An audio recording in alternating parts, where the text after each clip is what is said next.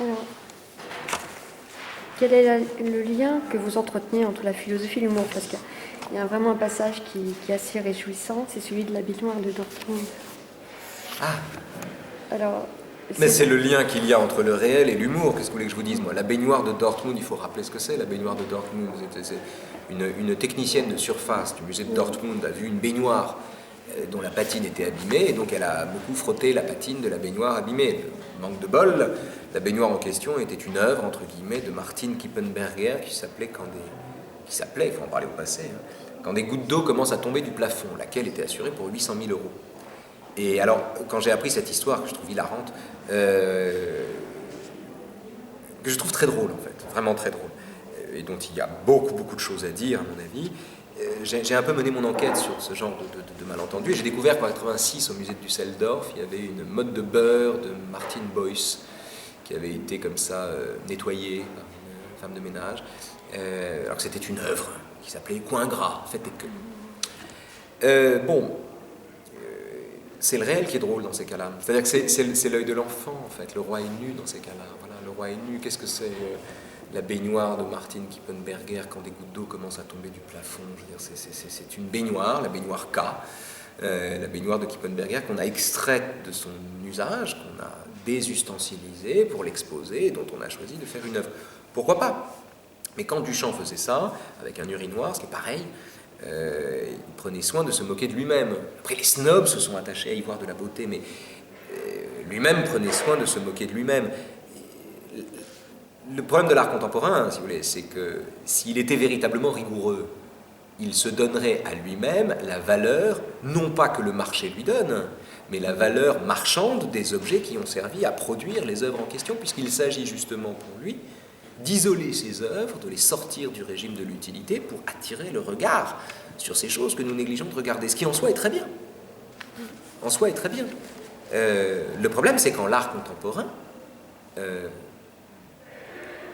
prétend à la beauté ou bien à la spéculation métaphysique ou financière.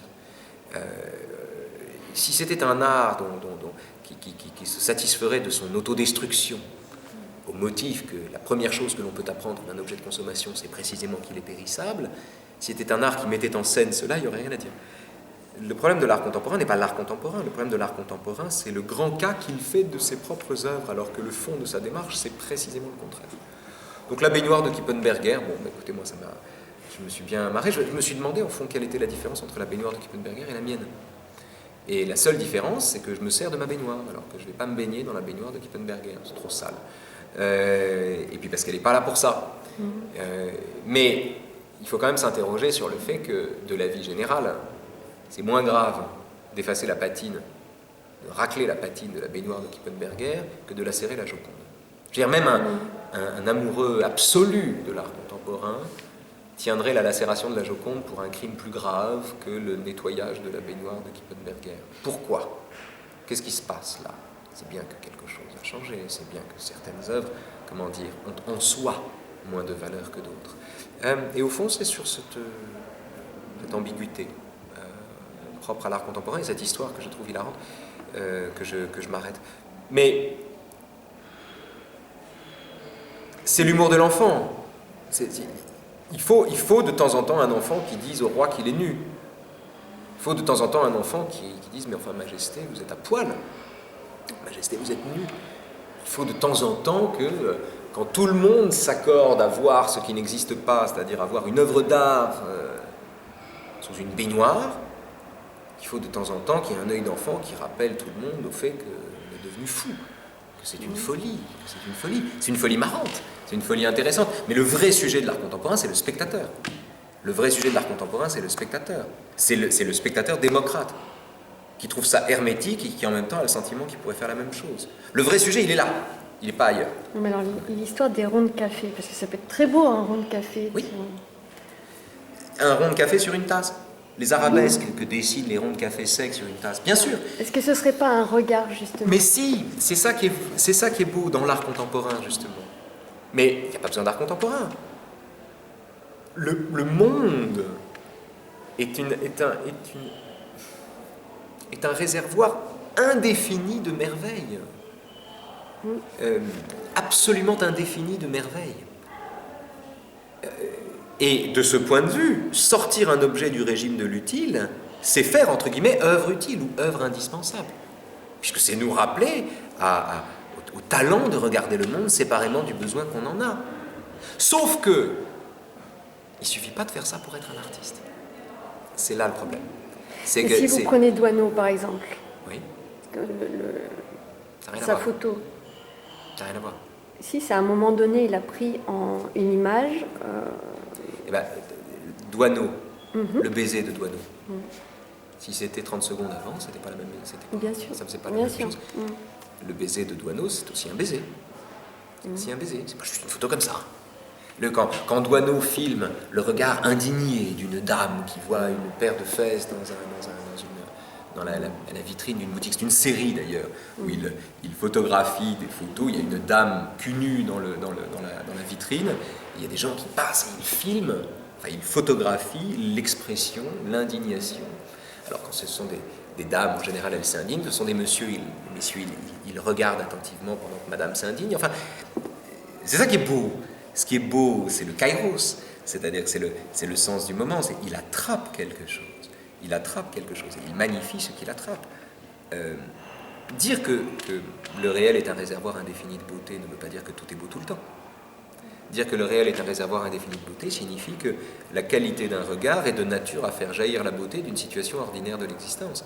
C'est pas tout à fait la même chose. Le travail, l'œil du photographe est un œil aristotélicien. Il faut choper le kairos. Et il en va d'ailleurs de ça comme de l'humour. L'humour, si vous sortez une blague au mauvais moment, ça tombe à plat. La même blague, dite au bon moment, peut provoquer des éclats de rire. C'est une forme de jurisprudence. Il faut sentir le moment. Il faut sentir le moment. Sacraliser tout objet au nom du fait qu'on pose sur lui un regard désustensilisé ou dépouillé de l'injonction d'agir, de vivre et de prélever dans le monde ce qui est utile et ce qui ne l'est pas, me semble une solution de facilité, parce qu'à ce compte-là, tout le monde est artiste, et j'y crois pas. Mais en même temps, il y a quelque chose de singulier. Par exemple, cette histoire de feuilles qui tournoient, si vous filmez cet instant-là, ça provoque une beauté, enfin une singularité, et pourtant, c'est très ordinaire. Mais le tournoiement d'une feuille n'a rien d'ordinaire. L'ordinaire n'a rien d'ordinaire.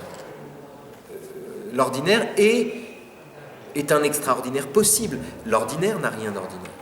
Le tournoiement des feuilles n'a rien d'ordinaire.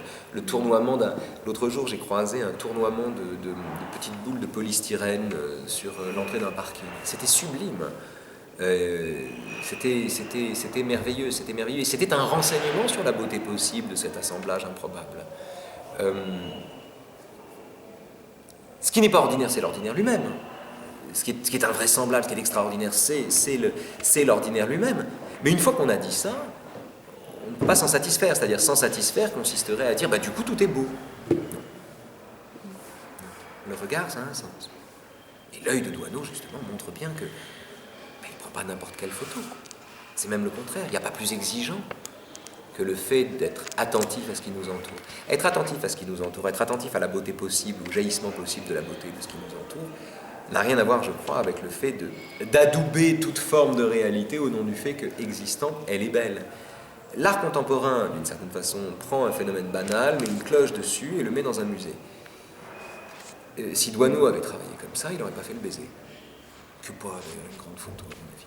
Ça, c'est une autre histoire.